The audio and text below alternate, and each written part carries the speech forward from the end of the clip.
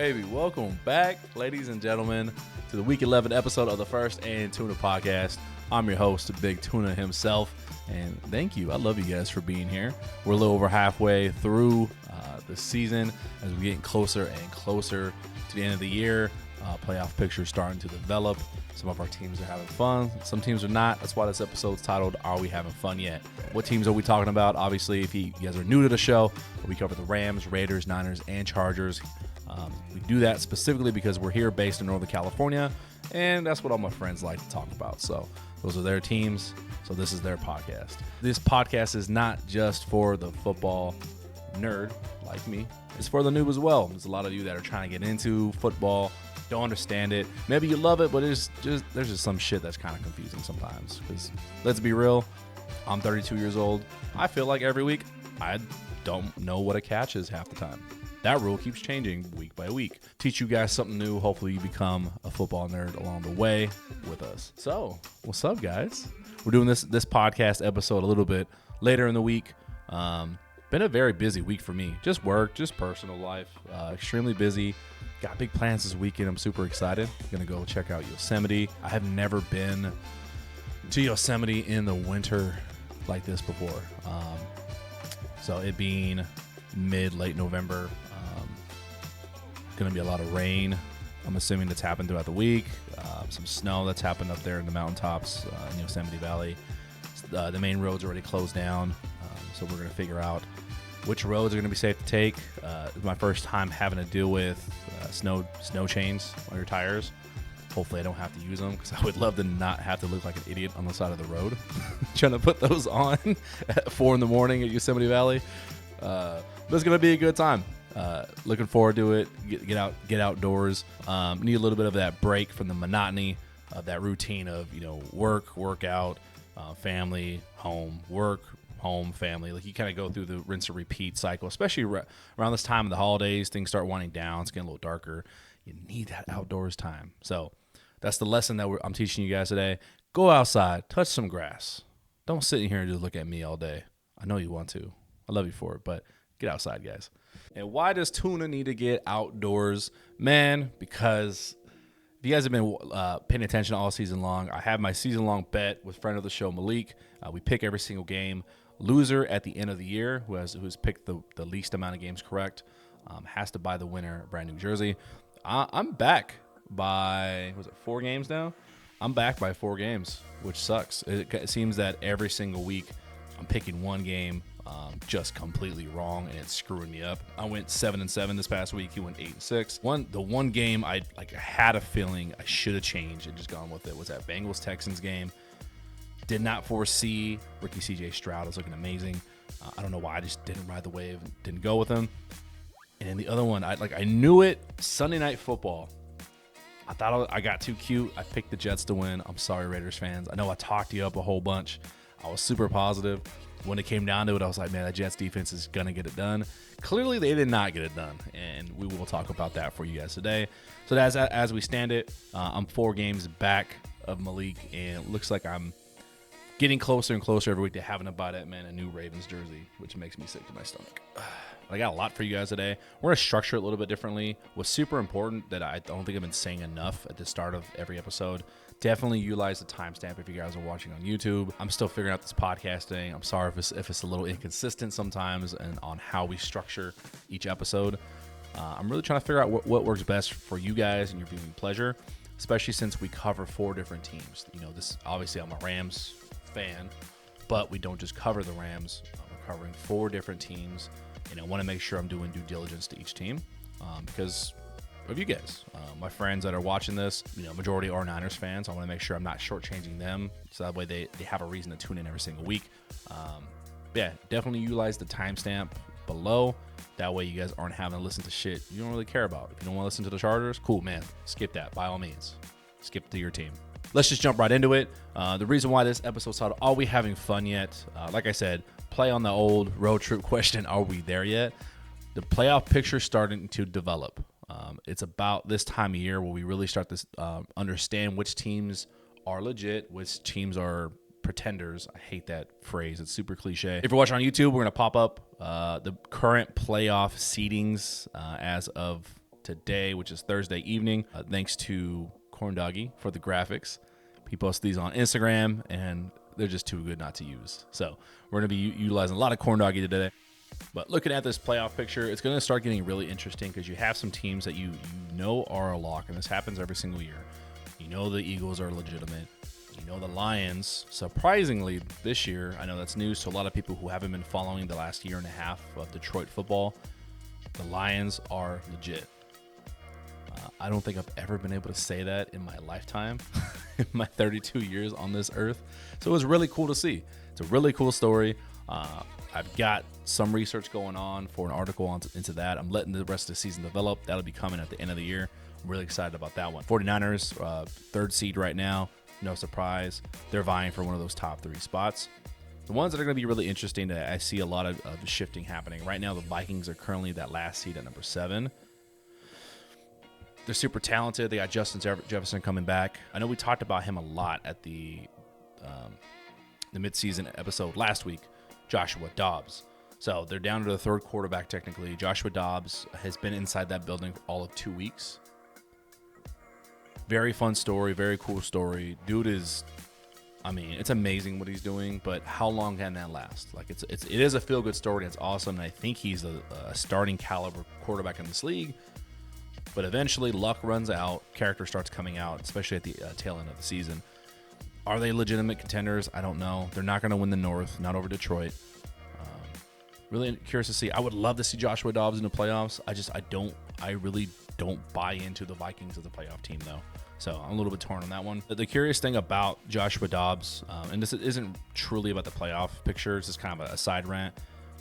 I can't stress how important it is to really have a backup quarterback in the NFL. It sounds common sense. Like, hell, of course you need a backup quarterback. But when you really look at what happens to even the best teams when they lose their starting quarterback, how just complete 180 that team turns, and it just seems like they have zero chance. Look what happened tonight. We're recording this Thursday evening. The Baltimore Ravens and the Bengals game just wrapped up Thursday night. If you didn't watch it, Joe Burrow got hurt. They haven't announced exactly what happened. It looks like something broke in his wrist or his hand because it swelled up pretty quickly. He didn't return the rest of the game. He missed the whole second half. And from that point on, it just seemed like they're not going to win. Like the game was over just because your star player is gone. Backup comes in. I mean, he's serviceable. Like he can do some things, but he's not going to lead you down and win in prime time against a division rival. We saw it happen 2 weeks ago with the Rams. They go into Green Bay with a backup quarterback. Completely terrible. You look at what happened to the 49ers at the end of the playoffs last season. Curious to see what would happen to the 49ers if Brock Purdy did go down and they have to put in, Sam Darnold. Teams' outcomes for the whole season rest upon who's your backup quarterback. That's why the Rams went out and fired their backup quarterback after a poor performance and brought in a complete stranger off the streets in Carson Wentz. That's why the Joshua Dobbs story is as big as it is, because having a competent backup can make or break your season. It's really glaring about how vast that valley is on true talented quarterbacks in the league, on who can actually start and who should never see the fucking field. Brett Rippon, sorry to keep ripping on you, man. No pun intended, but should never start an NFL game. Proved that very, very clearly. Joshua Dobbs, the fact that this dude's been traded around, seems nobody wants him on the team.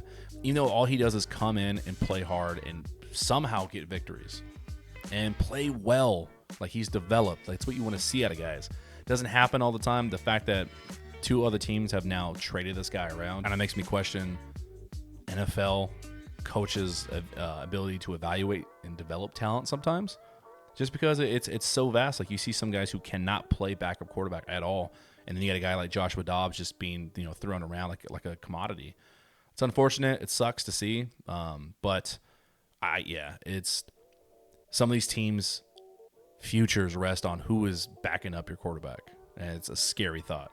And then what everybody's talking about on ESPN day after day after day are the Cowboys, because they have this bad characteristic of where the bad teams that they should beat, they beat the fuck out of them. But then when it comes to playing the good teams like San Francisco, playing Philadelphia, they don't get it done. It was a close game against Philadelphia, but it's a division game. Those are always weird. When they played San Francisco, they got embarrassed. That seems to be a characteristic of them the last 2 or 3 seasons. Can they break that mold? I don't know. They'll be in the playoffs, but how legitimate they are they better than the previous years? We'll see. All right, looking over at the AFC side, we got the Chiefs still reigning supreme, defending champions at that one spot. Ravens pretty much locking in their number 2 spot with beating the Bengals tonight on Thursday Night Football. Surprises, though. Houston Texans. Obviously, the Jaguars were the preseason favorite to win the South. Texans, especially with a rookie quarterback, rookie head coach, they had 2 of the top 5 draft picks last season, which means they were very, very bad the year before. And the fact they've done a completely 180, the backup quarterback is playing at an MVP level. If you guys have not watched CJ Stroud, I told you last week to watch him. Look at what he did at the Bengals on Sunday. I think over 400 passing yards, damn near perfect game again. Led them down the field again in a last-minute drive and won the game. If your team's struggling, if you're having a bad Sunday, go flip on the Texans game. Go watch what this rookie's doing. It's historic, really fun to watch as well. And then the worst one, I don't understand how the Steelers are a 6-3 team. Drives me insane. I absolutely hate it because they beat the Rams as well. But they're not good on offense. They're great on defense, and it's like a boring game to watch them usually week in and week out. But somehow they keep winning. And it's going to get interesting even more so because of the fact that the Browns are right on their heels as well, but just lost their quarterback in Deshaun Watson. One team that's ugly. You got a Browns team who kind of plays ugly sometimes too. Another great defense. Just lost their starting quarterback for the season. It's going to get weird. It's going to get ugly. And the Steelers somehow have this voodoo fucking witchcraft somehow every year that they do this. The last 3 seasons, they've never really looked good, but they just keep winning. And as much as I'd like to see a more exciting team get into the playoffs, I already know what's going to happen. They're going to go like 10-7 or even 9-8. But because they've won enough head-to-heads against their division rivals, they're going to be the 6th seed or the 7th seed. They're going to get into the playoffs and lose in the first round, taking the spot of somebody who could be a little bit more exciting. Their boring brand of football is going to be in the playoffs, and kind of bums me out. I kind of hate that. Won't dive too deep into it because it is only week 11. Playoff picture can change just like that. But those are snapshots of where we're at right now. It's going to be a fun rest of the season seeing how this stuff switches up. Thank you again to Corn Doggy for these graphics. And wrapping up our news and rants section of the podcast, I got 2 that I'm going to kind of ball up into one. It's just overall ugly football, bad football. I've said it multiple times, my pet peeve as a football nerd. Sometimes even if my team's losing, playing bad during the season, I like watching other teams play. I appreciate when the Niners are playing good football because it's good football. It's exciting football. When there's bad football and a team is just doing dumb stuff and they suck, puts me in a bad mood. Like, it stings. And 2 things are really contributing to that right now. One thing is coaches. I want to say overcoaching or overthinking how they're utilizing their best players. And what brought this to my attention was the Buffalo Bills on Monday night. Big stinker for them. They ended up losing a game in a really, really, really dumb way. So much so that they got their offensive coordinator fired halfway through the season. They have a MVP caliber quarterback in Josh Allen. They have offensive player of the year caliber in Stephon Diggs at wide receiver. They're touted as they were supposed to be winning the AFC East. They're supposed to be a top 2 contender going into this season, and they're not performing at that level. They're 5-5. They're not even, if you look at that graphic a few minutes ago, they're not even in the playoff picture as of right now. Like, if the season ended today, they're not in the playoff. It's confusing to me when you have all that talent. You've had a little bit of success the last 2 seasons already in the playoffs, but something as simple as just getting your best player of the football. Like, one thing I will forever appreciate from the Rams 2021 season when they won the Super Bowl was how many times they gave the ball to Cooper Kupp. Like, damn near force-fed him. So much so that when it came down to the final 2 minutes of the game in the Super Bowl, that entire final drive to go win the game, Cooper Kupp, like, hey, that's our best player. If the other team can't stop him, I'm not going to overthink it. I'm just going to get him the fucking ball until they make me go otherwise. And it seems that week in and week out, you see a situation like this where, like, the Buffalo Bills have a player in Stephon Diggs. Is it really that difficult to scheme something up differently to get your best player open? Or damn near like force feed him just because he is that much better than the other team. It kind of pisses me off when the guy's getting no looks. It creates bad football. It pisses guys off. It just doesn't look good. Is it really that difficult to get your best player opportunities week in and week out? I know it's the NFL. Obviously, defenses, those guys play hard on the other side of the ball. And then two, should we actually appreciate more when it does happen? Because sometimes we get so accustomed to seeing guys like a Deebo Samuel getting the ball over and over again, like a Keenan Allen getting as many yards as he does every single week. Should we appreciate that more because it was a multitude of difficulties more higher than like we're really understanding as a fan?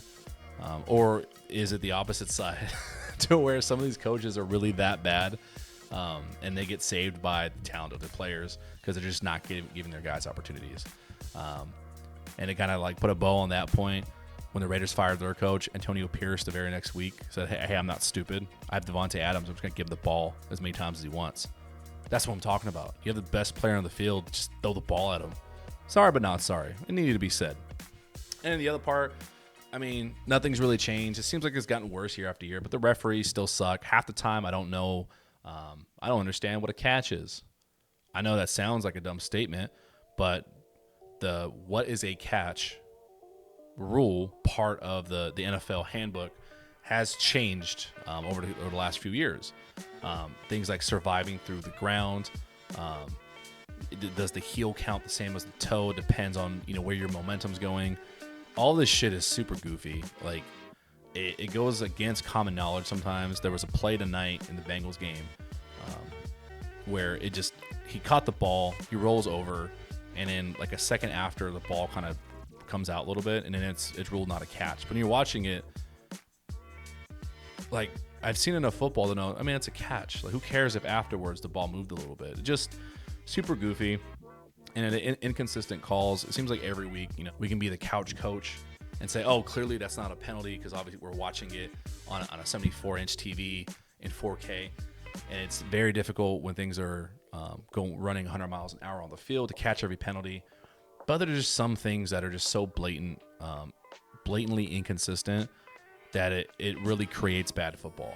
That when you're expecting a penalty every other play, it's what turns a 60-minute game into 3.5 hours. It's a bad product on the field.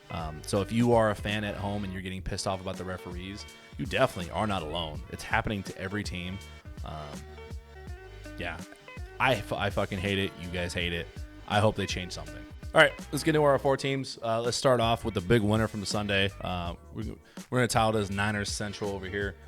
Niners right now are 6-3, first place in the NFC West. They are the 3rd seed in the playoffs. Your quote-unquote noob lesson of the day. If you're unfamiliar with sports in general, but in regards to the NFL, playoff seeding, the reason why it's important, in your conference, your half of the league, the teams that you're competing with in the playoffs, if you're the number 1 seed, that means you're the top team in that conference. When it comes to playoffs, you don't have to play the first week. You're on a bye week. You don't have to wait until the next round to play your first game in the playoffs. Super important. Keeps guys healthy. Kind of gives you a little bit of an advantage moving forward, and you get home field advantage. So the higher the seeding that you have in the playoffs, the more likely that when you have an opponent, you're going to have home field advantage. Every little bit helps. That's your noob lesson of the day. But focusing on the Niners, like I said, 6-3, first place in the West. Look at the big brain on Shanahan. Way to go on a 3-game losing streak, go to bye week, come out against a competent opponent in the Jacksonville Jaguars on the road in potentially bad weather, which I don't think they had, not that I remember, and completely get back on track. They beat the shit out of them. Final score ends up being 34-3. They got Purdy back on track. Williams and Deebo being healthy is the big story of that game, though. Obviously, when you have your best players back, you're going to play better most of the time. But it's a little bit different for the 49ers. One, they've dealt with major injuries year after year. When it goes against Trent Williams and Deebo Samuel, those guys are not only the 2 most talented players on the team, but I think they're leaders in terms of attitude. The 49ers run off of this energy that can't be matched in the NFL currently of trying to play bully ball. And when your two biggest bullies are not on the field, it's hard to do that. So that's a big reason why they went on that 3-game losing streak, in my opinion. Having those guys back, it was clearly evident they dominated up front. And obviously adding Chase Young to the mix on the defensive line on the other side helps as well. That guy played with his hair on fire. Him and Bosa had a combined sack at one point. Looked like their old days at Ohio State. That was very cute, getting their boy band back in action. When these guys are healthy and rolling, they are the best team in the league. That's why I said in the playoff picture it's going to be very interesting to see how that dynamic changes. They're behind the Eagles right now in the win-loss column, but that could change very quickly. Negatives that I saw, honestly, not too much. They dominated. They just have to stay healthy. I'll keep it short and sweet. I got nothing negative to say. You blow a team out like that, you can do no wrong. I'll keep my hands clean of talking shit this week. Positive, Purdy excelled as the top-tier game manager that he is. That's what you want. That's what you want to see. Stayed mistake-free. Williams Debo brought the attitudes back. Perfect. Said it enough. Won't beat a dead horse. And then Shanahan kept the Jaguars guessing. When you have your full stable of skill players available to you, McCaffrey, Ayuk, Debo Samuel, George Kittle, and hell, even throw Kyle Juszczyk in there. That's a huge key that they have that I think gets overlooked. His style of offense kept the Jaguars guessing the entire game. You can see it with the motions. You can see it with their play calling. Yeah, that again was over very quickly. Upcoming for the 49ers, they got the Tampa Bay Buccaneers rounding out their Florida road trip. Where's it at home? I don't remember, but I think it's a home game for the Buccaneers. Completing these back-to-back, they will run circles around the state of Florida. Tampa Bay is better than people give credit for. I know their record isn't the greatest, but the whole NFC South is a little sad right now. But they're very talented on defense. They do play very well, playing up to even good opponents. The keys are quarterback Baker Mayfield and wide receiver Mike Evans. Those two make this matchup extremely spicy. Reason being is because Baker Mayfield, he brings that same mentality, the attitude I was talking about, giving the Niners credit for. Baker Mayfield brings that same energy. He doesn't give a shit who he plays against. He's not afraid of anybody. This guy's been put in a lot of bad situations before, and he's excelled. Even against really good defenses, he's better than people think. And Mike Evans is a top-tier wide receiver in the league. This guy can easily drop 150 and 2 touchdowns on you, especially against the secondary of the 49ers. It's not their strong point. Their strong point is that front seven. So it's going to be very, very interesting. It's going to be a good game, better than people think. I don't think it'll be a blowout like this last week was. But ultimately, I do think Niners win 27-20. You just can't stop Christian McCaffrey and Debo. Sucks that Christian McCaffrey couldn't break that record. But I'm sure if he gets a Super Bowl ring this year, he won't care. Let's get into some Chargers talk. And I'm going to start off the Chargers section with a very interesting stat that got brought up I saw on Reddit yesterday. And it makes so much sense. This past week, Chargers scored 38 points and still lost. They gave up 41 to the Detroit Lions at home. Detroit Lions, as you saw, the number 2 seed in NFC, very good team. But 99.999% of the time in the NFL, if you score 38 points, you're winning that game. Unless your name is the Los Angeles Chargers. And looking at this specific stat is going to make everything make sense.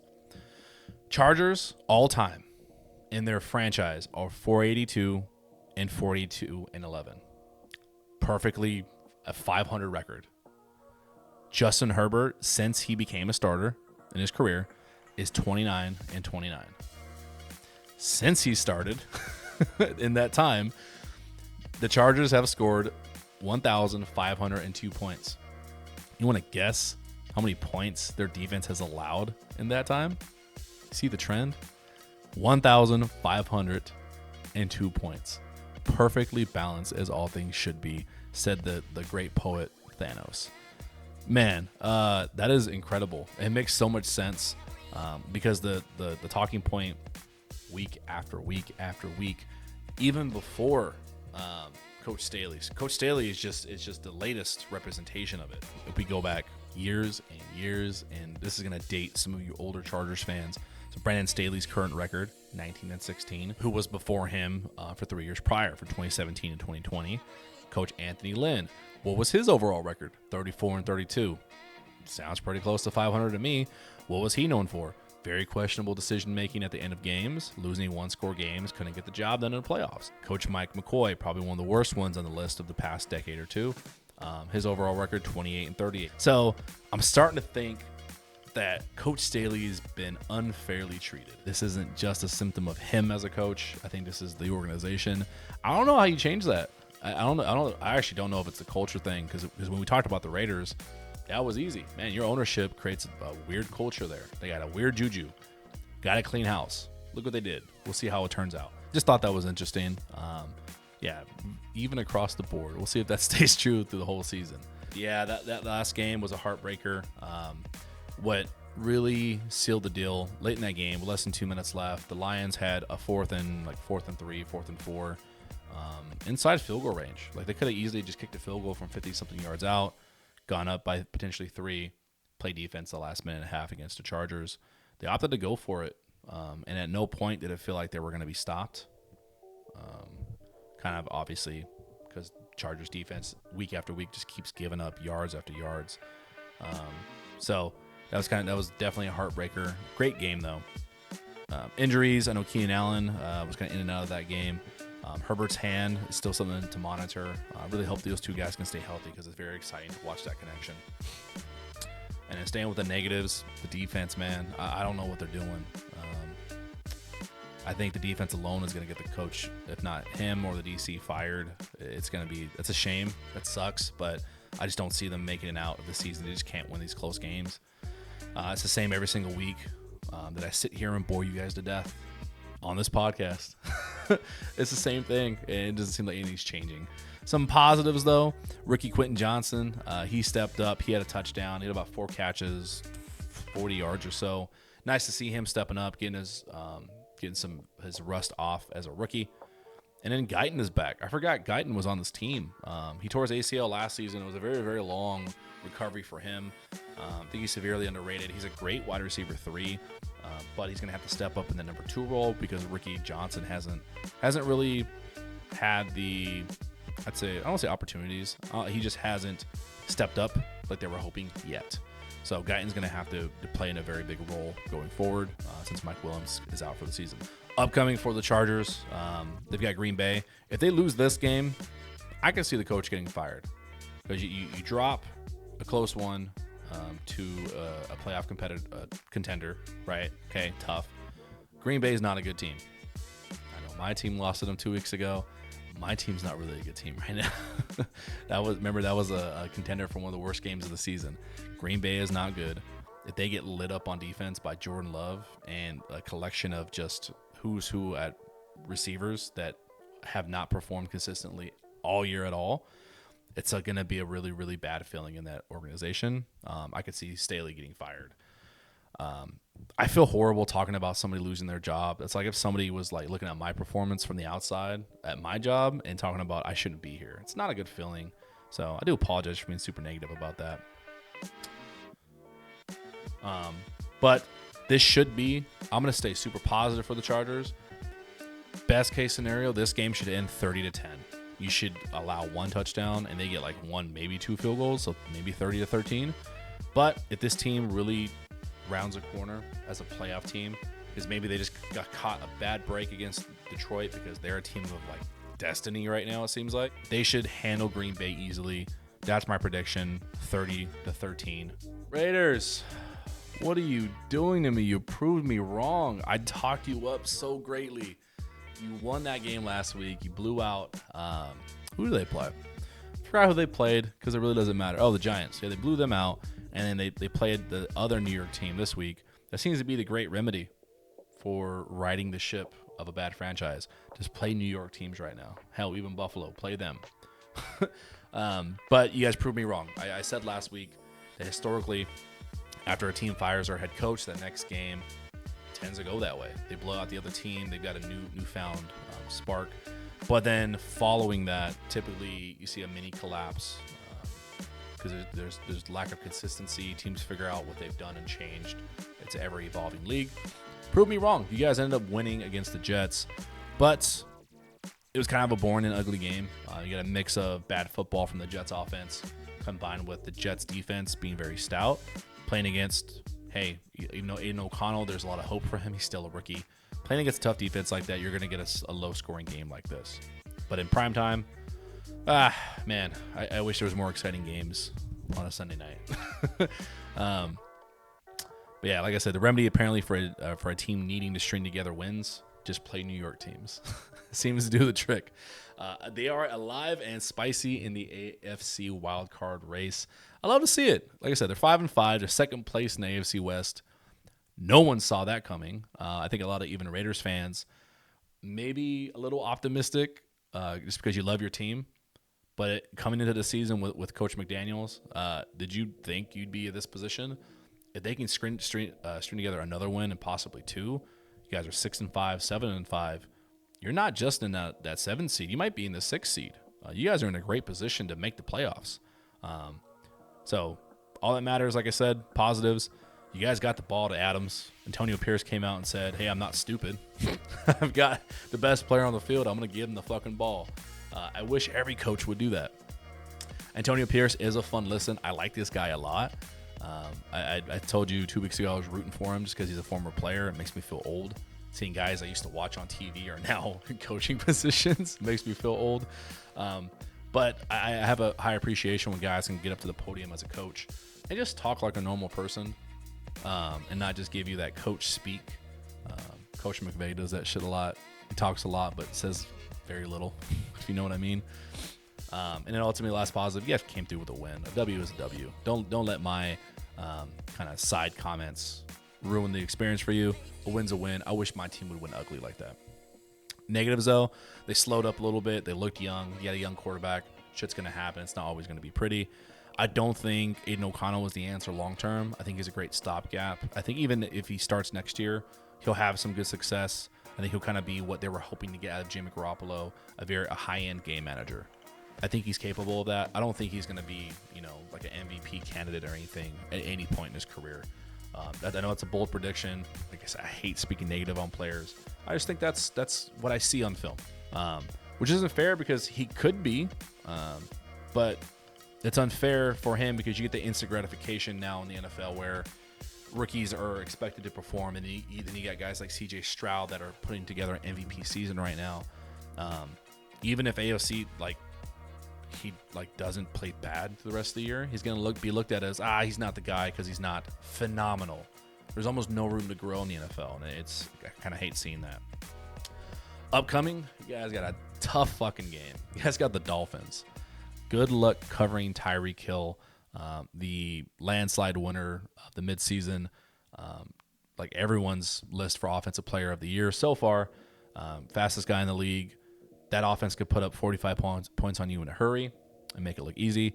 They're getting back to full strength. They got, was it A-Chain at running back, little speedy running back rookie. Keys to victory for them.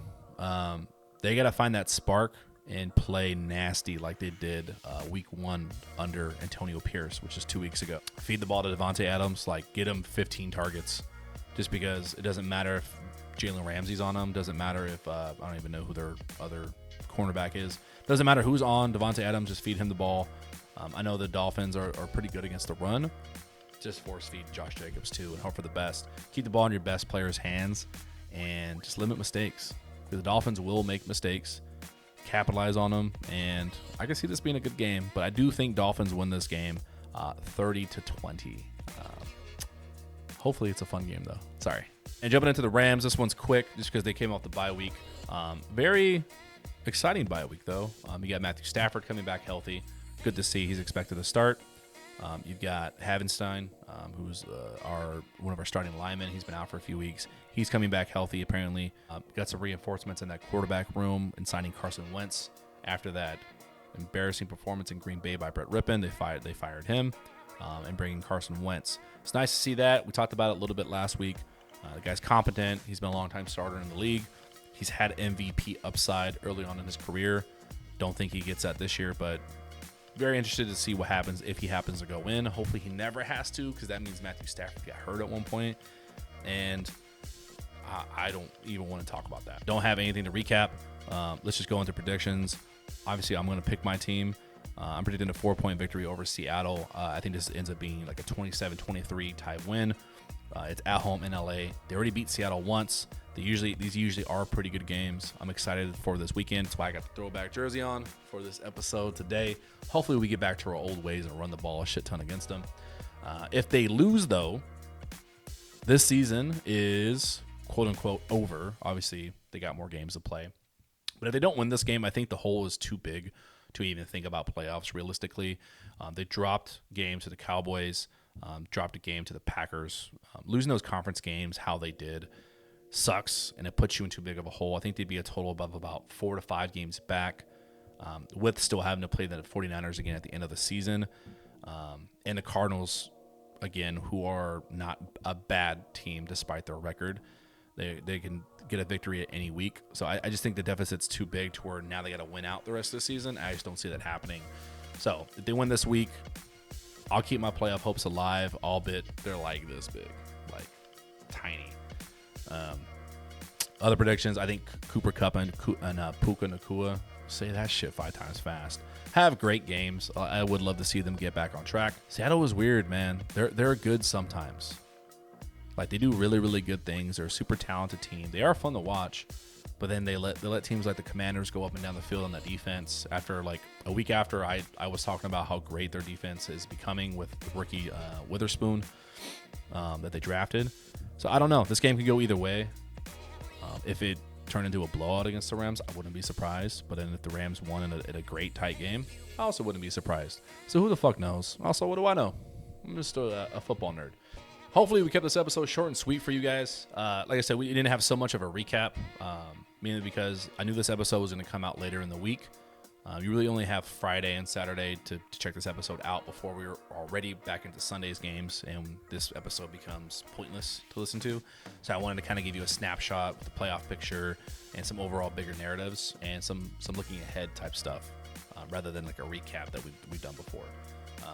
One question I did get during the week, I've never got a chance to talk about. A lot of us nerds who collect stuff, obviously we want every opportunity we can to talk about our things. But some of the memorabilia that I have here in the studio, that ball up there above me is not signed. It was just a cool souvenir I got down at training camp this past season. The one next to me on the desk, though, this one is signed. Shout out to Xavier Smith, rookie on the Rams. Chatted with him a little bit at training camp this past season. Dude was nice enough to sign a ball for me. Undrafted free agent rookie out of Florida A&M. Dude is fast as fuck, boy. Dude's super fast. God, we got to get him on the field, man. Like I know that they've had Trammell returning kicks. I think get Smith on the field. Like I would love to see getting him out there with his speed. Like why not? Like you already kind of saw what somebody else can do, and it's not explosive. It's not fun. You drafted this guy. He's clearly talented as hell. Get him out there. Let's see what he can do. I got high hopes for him. Love it. So again, shout out X. Appreciate you, man. And because it is basketball season, and I am a Celtics fan, got a little Jason Tatum here. So that was the answer. Somebody's pointing out 3 different things that was on the studio. So thanks for asking. I like showing off my stuff. Next slate of games, we got Sunday, and then we got a busy week because we're going to have a lot of games Thanksgiving, and then there's a Black Friday game next week as well. So next week, we're going to have a quick episode like Tuesday or Wednesday to wrap up the games, and then we are going to take a break. We'll probably come back Saturday next week and do a preview show. But I don't want to bog stuff down on a holiday weekend. I want to take a break. You guys probably want a break from my face. So we'll see what happens. I'll see you guys next week, Tuesday or Wednesday, and enjoy your football. Tell someone you love them. Thanks, guys. Check us out.